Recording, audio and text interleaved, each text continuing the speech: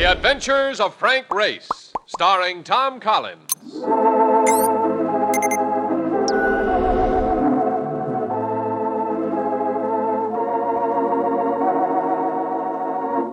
The war changed many things, the face of the earth and the people on it. Before the war, Frank Race worked as an attorney, but he traded his law books for the cloak and dagger of the OSS. And when it was over, his former life was over, too. Adventure had become his business. The Adventures of Frank Race.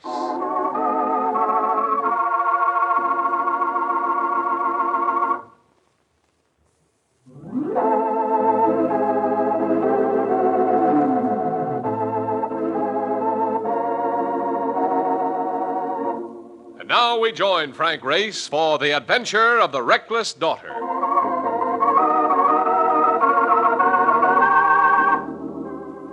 Night brooded over the city, and its streets seemed quiet.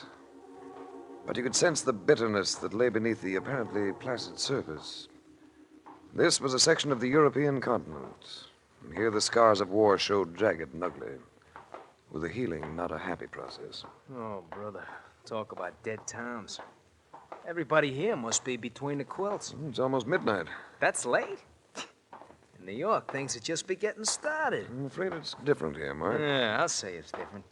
Every guy you meet gives you the dog eye. They all seem to think that no matter... Oh, brother, they come kind of close. Listen. Hey, I say this town was dead. I'm now munching on my words. Well, now with you standing here, let's go. Look, what are we doing in this town, Race? You never did get around to telling me. I don't know what the job is yet. You have to see a man by the name of McDonald. And well, I can see that there's no... Hey, that one just about took off my ear. Stay back against this wall. Then you're in the shadow. Look, what goes here anyway? Wait a second. I thought I heard someone call. Americans, you can come here. Hey, it's a dame. In the doorway over there. Come on. You made it. Yes. And thanks for the suggestion. Oh, I could not leave you there, could I? Not when those bullets are really meant for me. Yeah, who's on the other side of them? Probably the police. Cops? And leave us not stay here. There's no future in it. Let's... Well, there doesn't seem to be much future out here either. The police throwing lead. If they are the police. Oh, you don't believe me. Yeah, I wish it weren't so dark.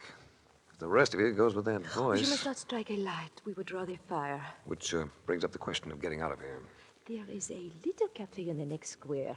We could perhaps make a break for it. Well, not all of us together, but I have an idea. Which way is the cafe? To our right. Then I'll make a dash to the left, while you and my friend here leg it for the cafe. We'll meet there. Look, let me do the solo act, Grace. You stay with the lady, huh? No sale. It was my thought. Yeah, but I'm used to driving a cab, which makes me better at dodging things. Go ahead, get going. I'll see you later.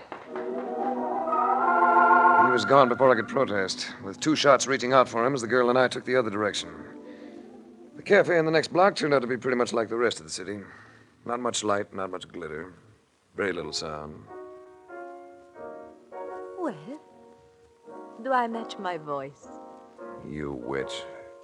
You knew you'd knock me over, didn't you? You were sure of it. I'm surprised, too. Very pleasantly surprised. Red hair and brown eyes and all the accessories. And I mean all of them.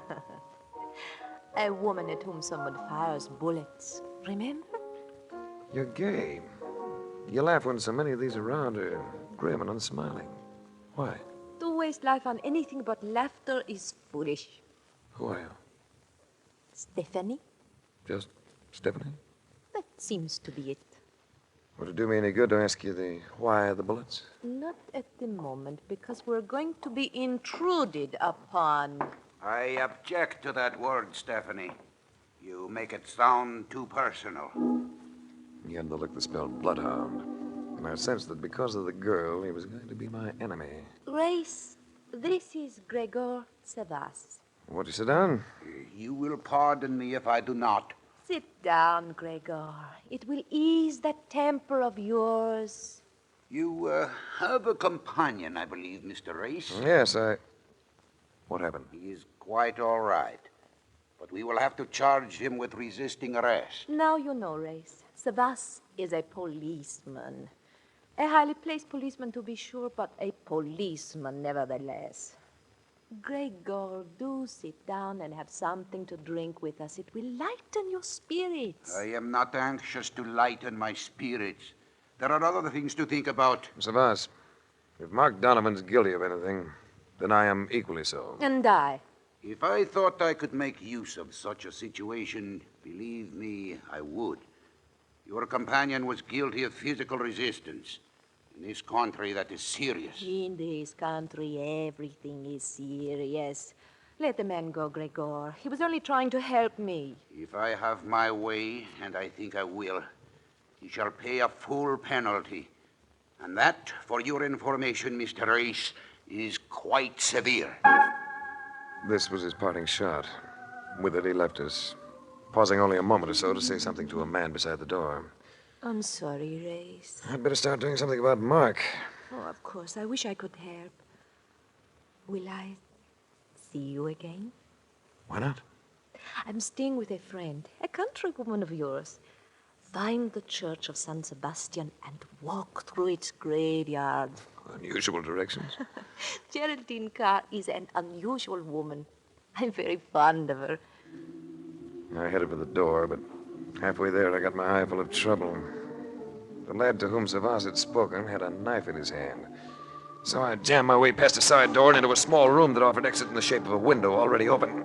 I went through this and landed on the pavement outside.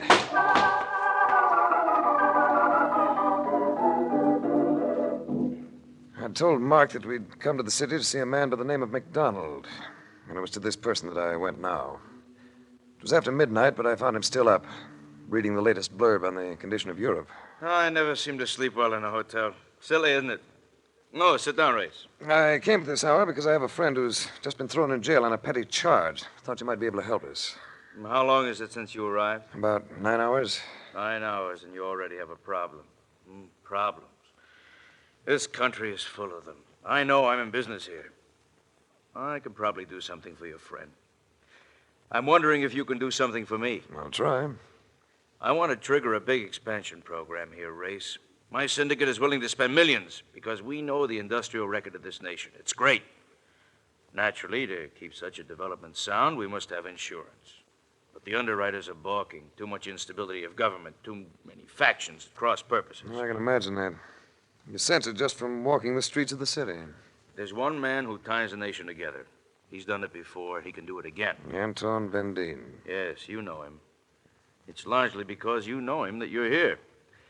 Now, if we can persuade Vendine to again become prime minister, the insurance companies are willing to restore protection to business. That's the most important thing that can happen to this country. I want you to talk to Vendine, Race. I want you to persuade him to accept the post the people want him to take. If he'll say yes, President Lator will appoint him tomorrow. Well, I'm surprised that he hasn't already accepted. What's the impasse? Well, for some reason, he's become a recluse. Won't talk to anyone. That's why your name was mentioned. You know, I understand you once held a cellar with him, kept a full detachment of Nazis at bay for almost 2 days. Yes. Yeah, he's a lion, that Vendine. Ah, yes. Say nothing of yourself. Will you see him? Yeah, as early as possible, tomorrow.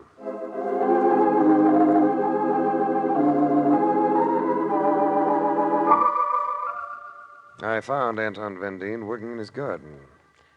I remembered him with dark, gray-streaked hair. Now his hair was almost white. But the look of him was the same. Rugged, fighting features and the eyes of a child running to receive a toy. His eyes had always carried that expression, even in battle. Race, I can't believe it. I'm so happy to see you. Yeah, it seems a long time, Anton. Yes, a long time. We saw some hectic days, didn't we? And now I cultivate roses. Anton, we've always been strong friends. We've always been frank with one another. I can recall that with pleasure. So you can understand why I'm puzzled. The people of this country want you for their prime minister. The post has been vacant for weeks, waiting for your acceptance. Politics.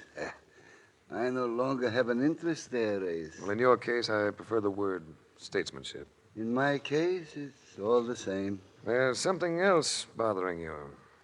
No man could change this much in 5 or 6 years. Yes, there is something else. Do you remember my daughter? You must. In 43, she was 17. Yes, I remember. I recall that you were very close to each other. Yes, we were close, weren't we? She was not only a daughter, she was a companion in arms, a child to make a man proud of himself. Anton, has something happened to her? I thought I had done all the proper things with my daughter. Psychologically, educationally. She saw some very bad times, like the rest of us. But I felt her to be sound inside. I've always admired the women of my country race, admired them for their strength and vitality. My daughter has both of those attributes in abundance. And now she insists on turning them to the pursuits of vandalism and violence. Philosophies she thinks is new and different. Be gay and seek enjoyment no matter what the cost to others. This has become her only aim in life. I see.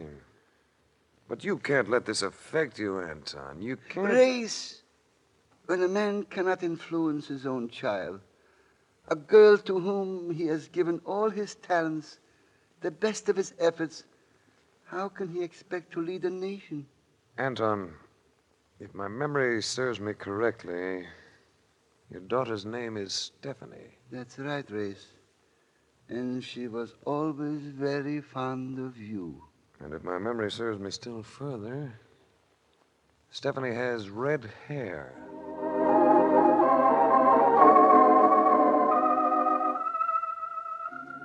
Stephanie Van Deen.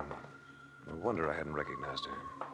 I remember what she'd been like 5 years before, thin from lack of nutrition. A young girl who seemed all eyes. She'd changed, and how she'd changed. I kept walking. The thought of Stephanie Van Deen's beauty couldn't quite dispel the feeling of depression I developed in talking to her father. It was because of my preoccupation I didn't notice the car until I'd almost reached it. It had stopped so as to block my passage across the intersection. There was the driver, a man sitting in back. Another man stood alongside the car, leaning slightly on a cane. Mr. Race, Savas. you may be interested to know that your companion was set free about an hour ago through the request of a rather influential person. Well, that's gratifying. I resent meddling, particularly on the part of foreigners. And I consider you and your companion to be a disturbing influence here. So I am making a suggestion. Get out of the country. If you remain here after noon tomorrow, either of you, you will be hunted down and shot.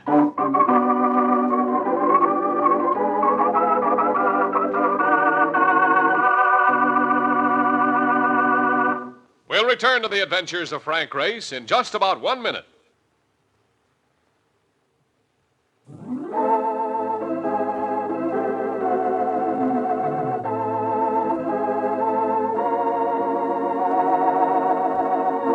And now, back to the adventures of Frank Race.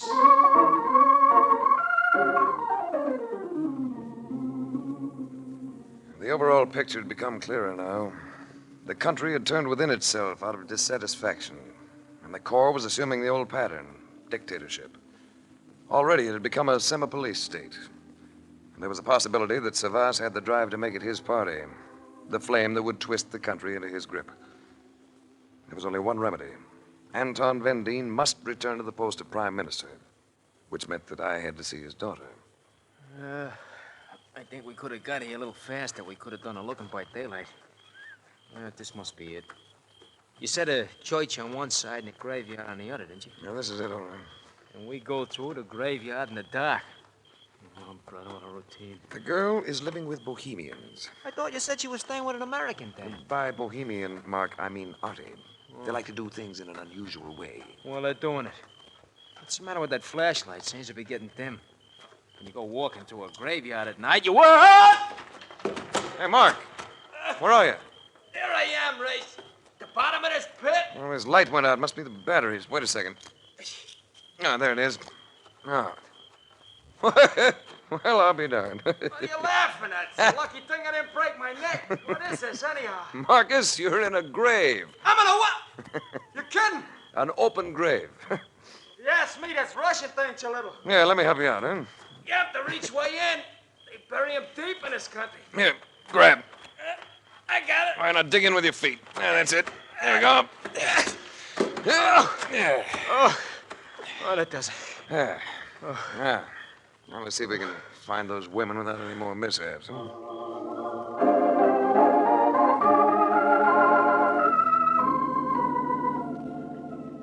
The place turned out to be the loft over a barn, but a loft that had been decorated quite fetchingly. We found no one there, but a note had been tacked at the door. A note asking any callers to go in and wait. Very cozy. I never would have thought it. Look, what's the pitch on all this, Racer? A beautiful girl who thinks that tearing around and involving herself in madcap escapades is fun, even though it threatens to ruin her father's career. Dames. And when they're beautiful, it makes it all the tougher. Oh, What? you sound so cynical, the pair of you. Well, hello, Stephanie. Hey, where'd you come from? Oh, we have a back door, too. Hello, Race. Why didn't you tell me who you really were? Oh. You've seen my father. Yes, I saw him. I couldn't resist it, Race. I was so mad about you when you were here before. I was only 16 then. Remember? I remember a girl who could think of nothing but her country's freedom. A girl who adored her father.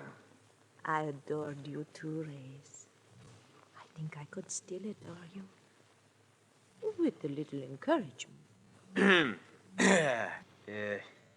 Maybe I ought to stroll down by the graveyard and commune with the spirits. Not on my account, Mark. Meaning you have no such romantic inclination. Is that it, Race? Stephanie, why do you insist on placing your father in such a bad position? You mean because I refuse to wave the flag any longer? Maybe I suffered from war nerves, too? Maybe I want a little fun. From what I gather, your fun gets pretty rough. Vandalism. Be quite a crowd you're traveling with. I like them. They know how to live. All I ever really knew before I met them was how to die. Ah, this is probably Geraldine now. And Ted. Well, darling, we missed you. I thought... Oh, I'm sorry. Why? Because she's got another man here? Well, I'm not sorry. He's too good looking. This must be your other American, Stephanie. Oh, not as much my American as I had hoped. Race, this is Geraldine Carr and Ted Lamson. Ted Lamson looked like all America in 1948. His slacks and shoes had been yellowed by mud, but his attitude was completely casual. Geraldine Carr had the look of a nightclub hostess, and the attitude to go with it. You mean he's giving you trouble, Ducky? Oh, he thinks I'm being a silly, willful female. Why, Race? Because she refuses to moan about the probability of the next war? Because she's sensible enough to know that having fun's the most important thing in life? It's quite a breezy philosophy. Good thing it hasn't been the creed of all mankind. And why not? We'd still be peering out of caves. It's our idea that you can be happy and still do things, Race. Oh, I understand you do things, all right. Not very constructive, though, are they? Do come in, Gregor, even without knocking. I am not here socially, Stephanie. This time my visit is official. Then I'm sure it concerns me. I am sure it concerns you, my dear. The Church of San Sebastian has just been robbed, and the custodian murdered. Murdered? His body is lying in the graveyard at this moment with a knife in its side. What was taken, Sebastian? A gold statue worth a lot of money. Gregor, if you think I had anything to do with this... What else can I think? The way you have been acting, the things you have been doing. The things I've been doing have never included thievery or murder. I'm sorry, Stephanie. I must place you under arrest. Grace. Mr. Race is leaving the country. He has less than 24 hours. I trust he is keeping that in mind.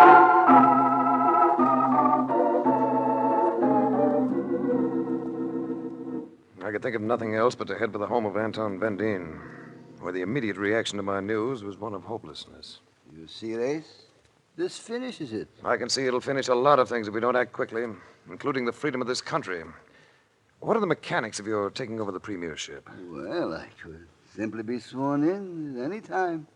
But With what has happened, I'm afraid the president will no longer be considering my appointment. Let's go to him, Anton, before it's too late.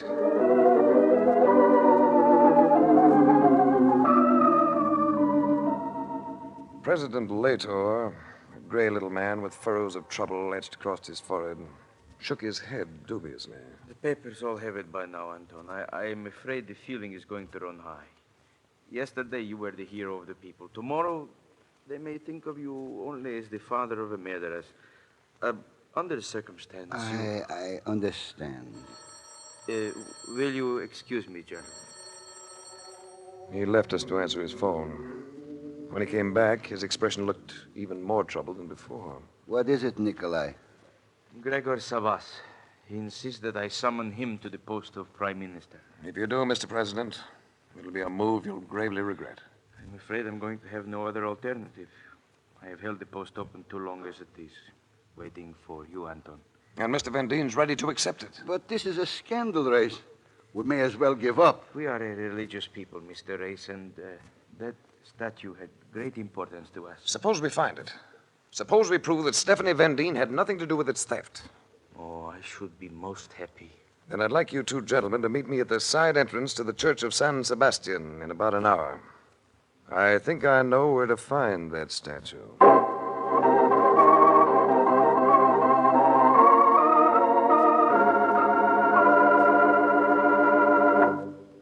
See anyone yet, Mark? Nah, nobody. But it's a good thing that moon come out, and behind those clouds, they wouldn't be able to see nothing. You want the president and Mr. Van Dien to come first, don't you? Yes. And if I have timed it right, that's the way it'll work. If I've timed it right. There's so much that can go wrong with this, Mark. Hey, here comes a couple of guys now, right? Here, let me look.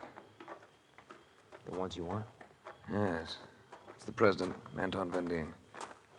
We're in this doorway, gentlemen. All right, Race. Oh, Mr. Race, whatever you are going to do, you must do it quickly. I have only a short time in which to make a decision. If I've timed it right, Mr. President, you shouldn't have too long to wait. In fact, there's someone now. Where? Coming through the graveyard. Who is it, Race? A countryman of mine, I'm ashamed to say. Oh, but something's wrong.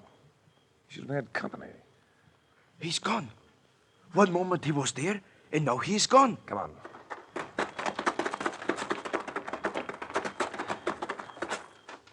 All right, Lamson.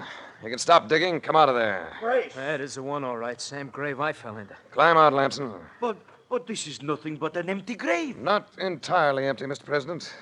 Buried at the bottom of it, you'll find that stolen statue. Morty Lamson. You sneak. You trapped me into coming out here. Don't talk about sneaks, Lamson. You've been letting Stephanie Van Dien think you were a friend. Well, you won't get away with it. I'm not alone in this. Go ahead, Lamson. Tell us who else is in it with you. I think I can answer that best, Race. Sebas! Yes, Sebas. And with this as a present for all of you. Sebas! I'm in here, too. Watch out for me. You are a bungling fool. You are going to die with the rest of them. He means it. He's going to kill me, too. There seems to be others with him. Surely. Savas is set right now to make his first push. Yeah, with us is the Gone Goslings. Wait. Let's give them something back.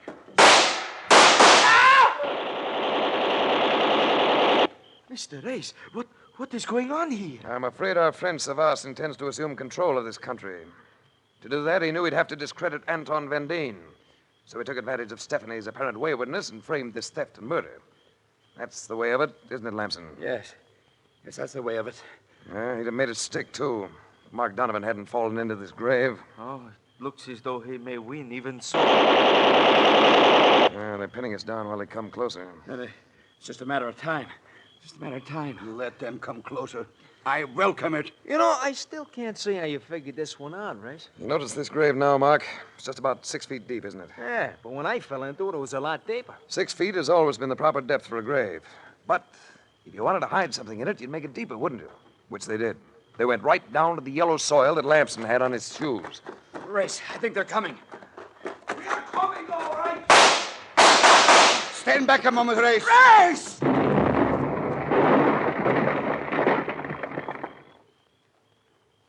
Oh, brother. What was that? Anton, you wiped them out with a hand grenade. We did it once before, Race. Remember?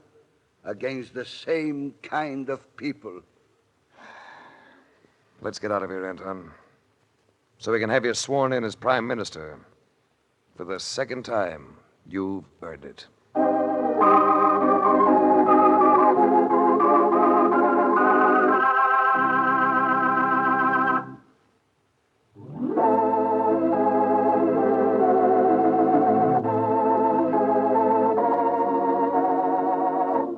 The Adventures of Frank Race, starring Tom Collins with Tony Barrett as Mark Donovan, comes to you from Hollywood.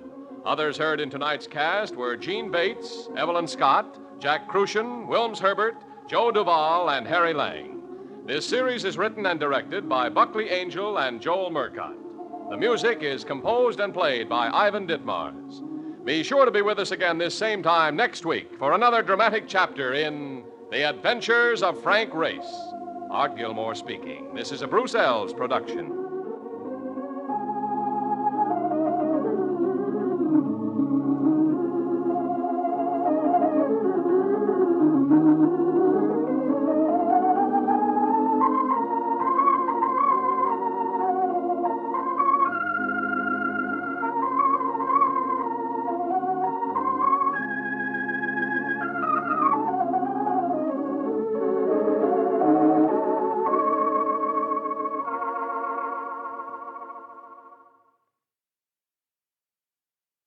Enjoying the timeless classics on Golden Age Radio? If you're loving the nostalgia and captivating stories, consider supporting our channel with a tip. Your generosity helps us continue bringing you the best of vintage radio entertainment. Simply click on the link in the description. Thank you for being part of our community. Lost in Brazil invites you on an unforgettable journey where every moment is an adventure waiting to be discovered. Join us as we uncover the soul of Brazil, one incredible experience at a time.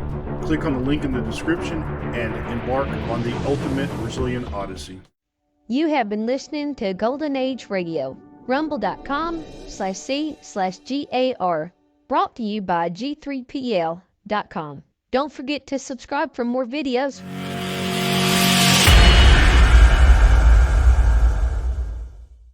I would like to extend my sincere gratitude to Old Time Radio Research Group for their remarkable efforts in preserving and archiving the captivating world of old-time radio programs. Their dedication to safeguarding these precious audio gems ensures that future generations can relish the enchanting stories, music, and entertainment of the past. Their invaluable contribution allows us to step back in time and experience the magic of radio history firsthand. Their link is in the description below.